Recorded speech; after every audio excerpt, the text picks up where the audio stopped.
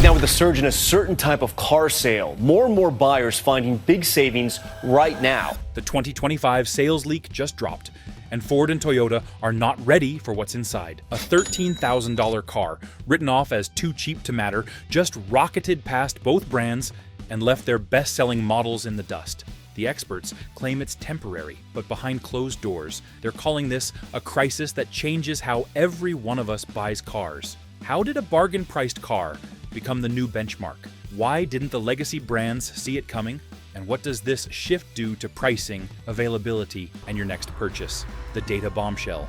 The shock arrived quietly, without the dramatic fanfare the industry usually expects when something historic happens. One leaked chart, passed between analysts in hushed tones, carried enough force to rattle boardrooms across 3 continents. It revealed a truth that no one in Detroit, Tokyo, or Wolfsburg wanted to see. A $13,000 car had surged past expectations, rewriting the hierarchy of an industry that believed it was immune to surprise. This was not an incremental shift or a mild anomaly. It was a rupture in the market's logic, a blunt reminder that the assumptions guiding product strategy for the past decade were no longer trustworthy. Executives who once leaned on comfortable projections suddenly faced a future they had not prepared for. Entire pricing models collapsed under the weight of the revelation. Market leaders found themselves staring at a vehicle that had achieved what many considered impossible in a mature market: outright dominance at a price point the Titans had abandoned long ago. Even without context, the implications were undeniable. Legacy brands had been disrupted from below, and the tremor was strong enough to reshape everything above it. This was the moment the old order cracked, and as stunned executives scrambled for explanations, another deeper question emerged. Why now? And why this car? But this was only the opening tremor. The real upheaval would come when the market's behavior itself was examined, when the market broke its own rules. Curiosity quickly replaced shock, as experts tried to understand what had triggered such a dramatic departure from traditional buying patterns. For years, analysts insisted that European consumers valued refinement, brand heritage, and technological sophistication. That belief guided entire product portfolios and sculpted the marketing strategies of the region's most iconic manufacturers.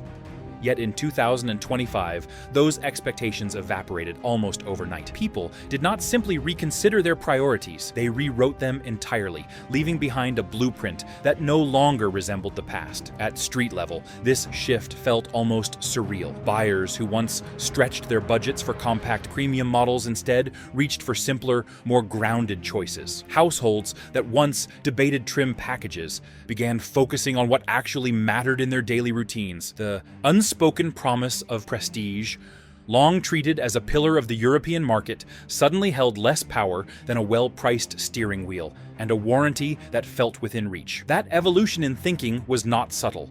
It was immediate, decisive, and deeply revealing. What confounded analysts most was that the consumers had not been persuaded by slick advertising or glamorous redesigns. The shift emerged from their own experiences, shaped by years of rising living costs and a growing desire for something that felt honest rather than ornamental. The unexpected champion of this change simply arrived at the perfect moment to capture it, and that is when attention finally turned to the car at the center of the storm. If you are following how quickly this market is shifting, make sure you like this video and subscribe so you never miss the next update. And tell me your take as we dig deeper, because this shakeup is only getting louder from here. The Volkswagen T-Roc's unlikely ascent. Disbelief spread through the industry when the T-Roc surfaced as the unexpected disruptor. No one had circled it as the model poised to reshape the hierarchy of European car buying. It was familiar, but never considered revolutionary, solid, but never framed as a threat to the established order. That perception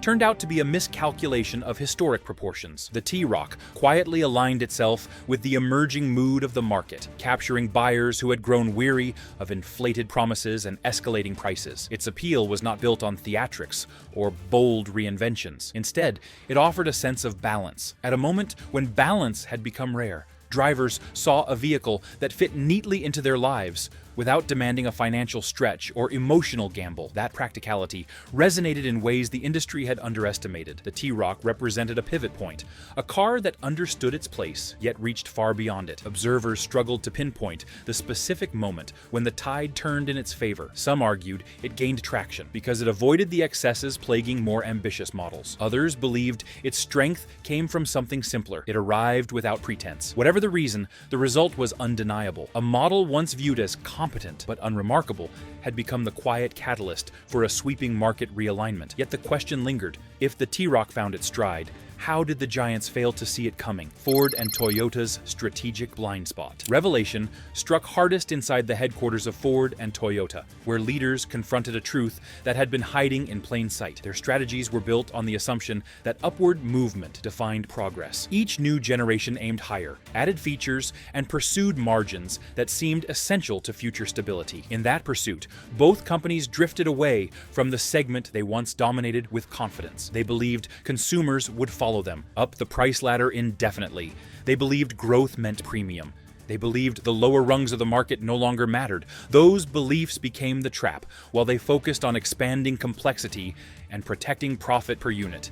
They overlooked the silent erosion happening at ground level. Buyers were not climbing upward as expected.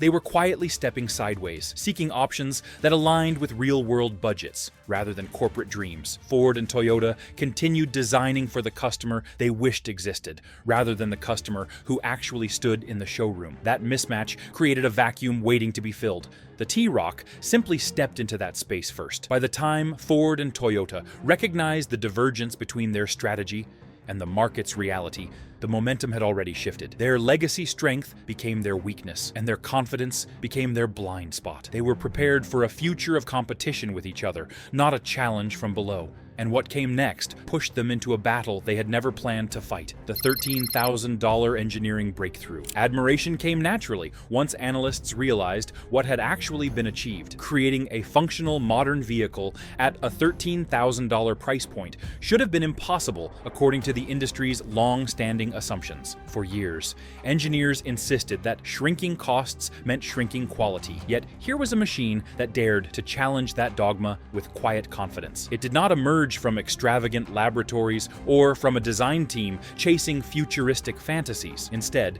it came from a disciplined process that treated engineering not as a luxury, but as a strategic tool meant to outsmart competitors who took their own pricing power for granted. The brilliance of this approach became clear as experts traced how every choice served a specific purpose. Nothing was excessive, but nothing felt stripped bare either. The balance allowed the vehicle to slip beneath the financial radar of larger manufacturers who simply could not imagine operating within such constraints. The real triumph lay in recognizing that smarter allocation of resources could achieve what bloated design cycles never could. Lean thinking became an advantage rather than a compromise, turning cost discipline into a sharp instrument rather than a defensive tactic. The moment this model appeared on the road, it signaled that the rules of vehicle creation had been rewritten, and as competitors scrambled to understand how such efficiency was even possible, another shock was waiting within the vehicle itself. The next revelation arrived not through engineering alone, but through the experience of stepping inside the cabin. When the budget feels premium, surprise spread across the industry the moment drivers encountered a level of refinement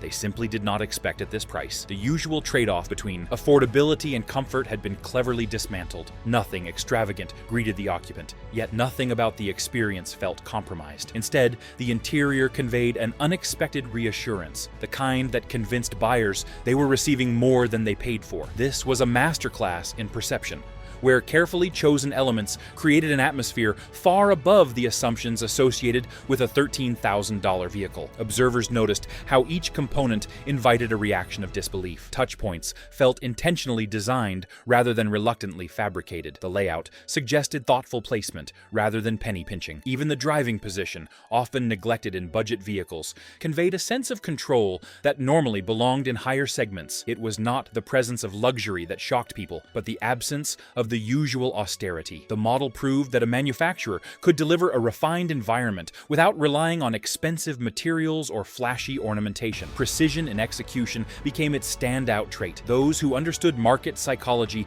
instantly recognized the strategic brilliance. Buyers were not just purchasing transportation, they were purchasing dignity. They were being told that affordability did not require sacrifice. This subtle, emotional victory played a crucial role in reshaping customer expectations across the continent. And once this emotional foundation was set, an even deeper transformation began to unfold throughout Europe. What changed next was not the car itself, but the culture surrounding car ownership. Europe's new definition of value. Clarity arrived when analysts realized that Europe's relationship with car ownership had been quietly evolving beneath the surface. For decades, value had been synonymous with brand heritage or advanced technology. But 2025 revealed a new cultural definition taking shape. People no longer chased prestige or novelty. They sought something grounded, something that aligned with the shifting realities of their lives. This $13,000 model did not create that shift, but it became the clearest symbol of it. It captured the moment perfectly, giving form to a new kind of practicality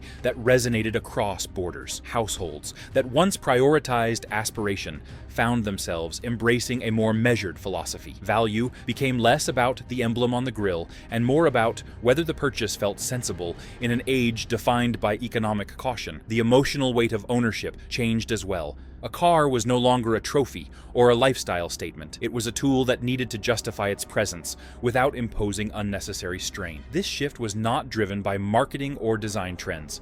It was driven by lived experience and recalibrated expectations. The model's rise to prominence validated this cultural turning point. It demonstrated that the European buyer had evolved faster than the industry predicted, and it proved that the companies who still chased old ideals were now aligned with a market that no longer existed. The realization unsettled manufacturers across the continent, and when they examined how this transformation unfolded so quickly, attention turned to the structural forces controlling development itself. What they discovered next exposed the gap between nimble innovation and entrenched tradition, platform agility versus legacy bureaucracy. Technical insight emerged when experts compared how different companies approached the creation of new models. Volkswagen demonstrated an ability to adjust and adapt with a speed that felt almost impossible for its rivals. The organization had quietly created a structural framework that allowed designers and engineers to pivot quickly, respond to shifting market signals, and refine their vehicles without being trapped in layers of procedural delay. This agility gave them the freedom to produce a model that aligned perfectly with changing consumer needs at exactly the right moment. In contrast, Ford and Toyota found themselves constrained by systems built for stability rather than flexibility. Their development pipelines were impressive in scale, but slow in motion. Each decision required consensus, each adjustment triggered cascading reviews, and each innovation had to fight through a labyrinth of internal processes.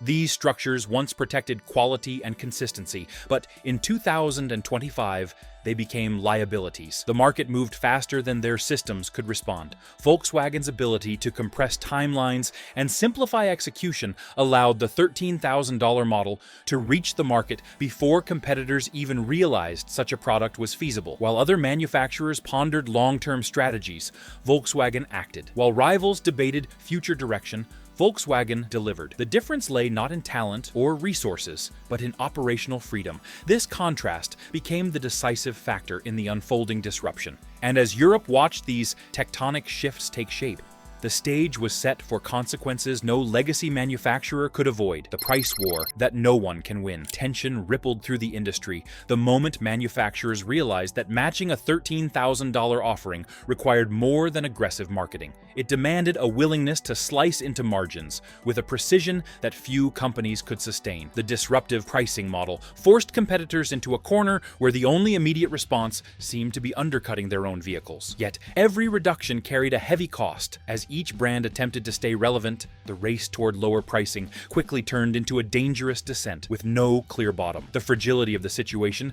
became obvious when companies began offering incentives they could barely afford. What started as temporary promotional efforts slowly shifted into structural adjustments that chipped away at long-term stability. The desperation to maintain volume created an illusion of competitiveness, but underneath the surface, profitability eroded with alarming speed. Manufacturers who once prided themselves on controlling the market suddenly found themselves reacting to it, slashing prices not from strength, but from survival instinct. The $13,000 disruptor exposed just how vulnerable the established system had become. When cost discipline transformed into a market weapon, no one had the defenses to counter it without harming themselves. Each price reduction functioned like a self-inflicted wound, small in isolation, but severe in accumulation. The outcome was a battlefield where victory guaranteed collateral damage. And while the financial strain grew, another equally destabilizing force emerged in the minds of buyers. The next blow would target the foundation companies believed would always remain secure: the death of brand loyalty. Instability took on a new form as decades of loyalty began to dissolve. Generations of buyers who once pledged silent allegiance to familiar badges started reevaluating what those symbols truly represented. Household names that previously carried automatic trust found themselves competing on equal footing with newcomers and value-driven alternatives. The emotional tie between brand and consumer weakened more in one season than it had in an entire decade. People were no longer willing to pay a premium simply because a logo promised reliability or prestige. This erosion caught manufacturers off guard. For years, they assumed that reputation alone could cushion the effects of market volatility. Instead, the $13,000 disruptor challenged that assumption by redefining what trust meant. Buyers began shifting their attention toward whichever model aligned with their real-world priorities, rather than sentiment. The badge on the bonnet no longer dictated shopping behavior. Experience did. Dealerships saw buyers arrive informed and practical, focused solely on which model met real needs at minimal cost.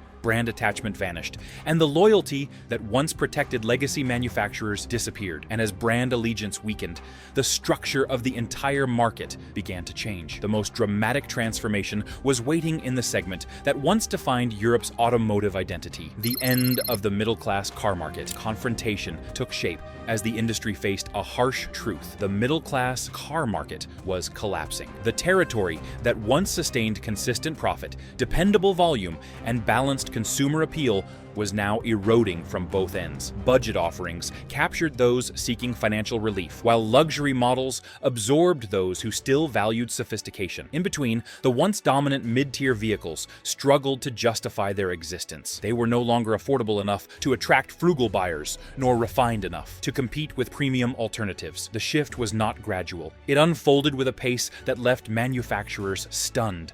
Models that had been cornerstones of family life for decades saw their relevance fade as consumers gravitated toward clearer value propositions. The mid-tier segment lacked a compelling narrative in a world where financial caution shaped decision-making. Buyers wanted either maximum savings or maximum satisfaction, leaving little room for compromise. Cars designed to occupy the middle ground suddenly lacked identity, purpose, and audience. This imbalance challenged companies that had invested heavily in maintaining a presence in this category. Production lines optimized for mid-tier vehicles slowed as demand drained. Investments in incremental upgrades failed to influence a segment that no longer believed in the promise of middle ground practicality. The decline was not merely commercial, it was symbolic, representing the disappearance of a demographic vision that no longer matched economic reality. And as the mid-tier collapsed, the consequences reached far beyond Europe. The global domino effect. Escalation arrived when other regions began feeling the tremors,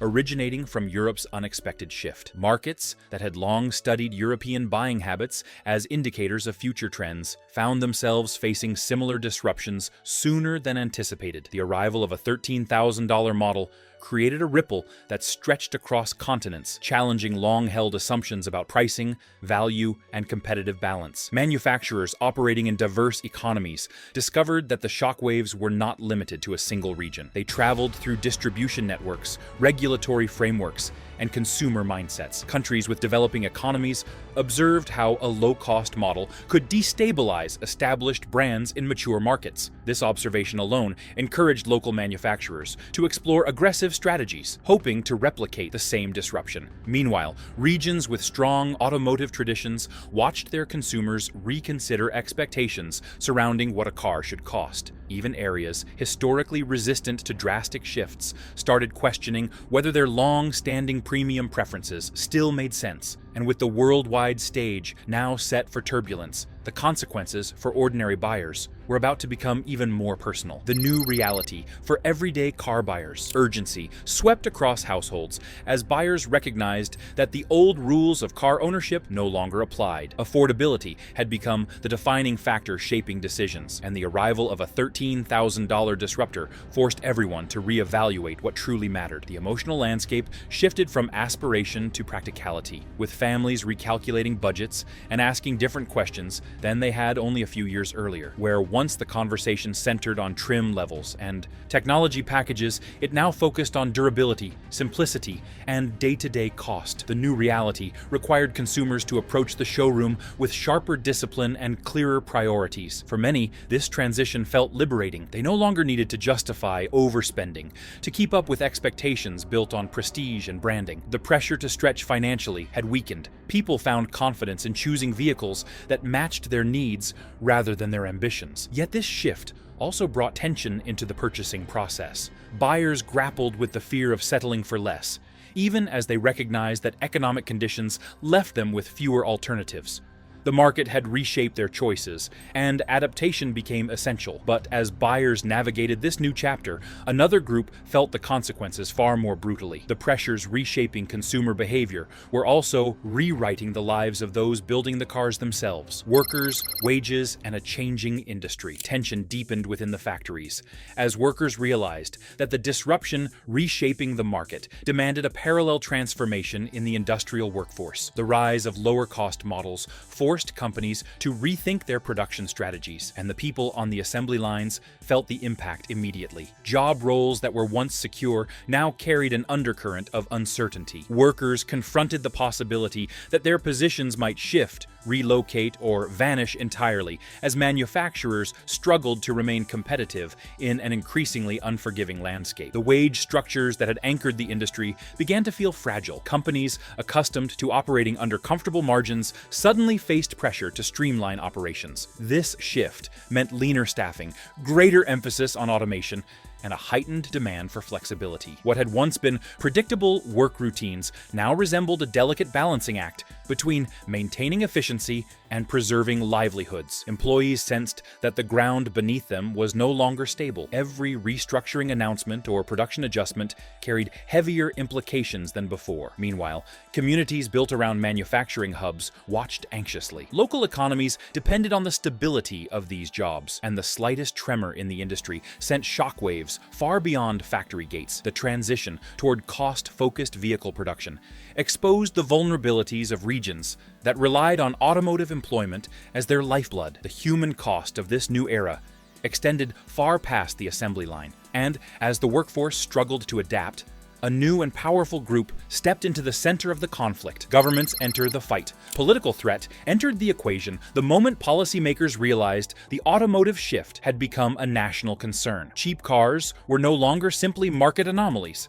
They carried the potential to reshape trade balances, influence voter sentiment, and redefine economic priorities. Governments, once confident in their regulatory frameworks, now faced pressure to respond decisively. The emergence of a $13,000 disruptor forced officials to confront uncomfortable questions about competitiveness, industrial policy, and the future of domestic manufacturing. Some leaders viewed the trend as a warning that their nations had neglected the affordability crisis for too long. They sought ways to stabilize the industry without compromising consumer access to lower-cost transportation. Others interpreted the shift as a threat to national economic identity, fearing that local brands might lose ground to aggressive competitors. As debates intensified, the situation revealed just how intertwined politics and automotive strategy had become. The car market was now a battleground where economic survival intersected with public opinion. And while lawmakers crafted policies to navigate this shifting terrain, another group observed the chaos with a different perspective entirely. Investors and the future of mobility. Anticipation pulsed through financial circles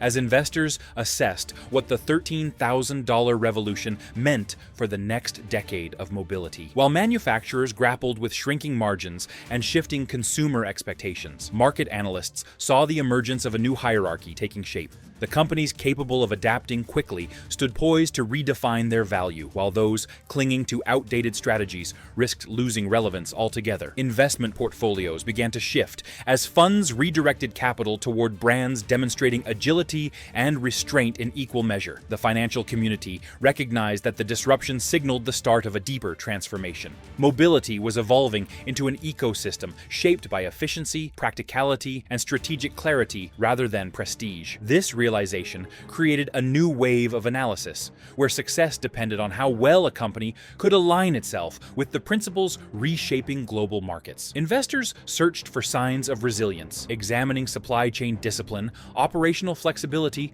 and long-term adaptability. The companies that mastered these qualities rose in investor confidence, even as traditional giants faltered. And with that realization, the curtain lifted on a new era, one defined not by legacy, but by the daring few who recognized opportunity in the disruption's wake. This $13,000 disruptor just changed the entire market, and Ford and Toyota won't recover quietly. But I want to hear your take. Did this car earn the win, or did the giants slip? Drop your thoughts in the comments. And if you found this breakdown useful, hit like, subscribe, and turn on notifications.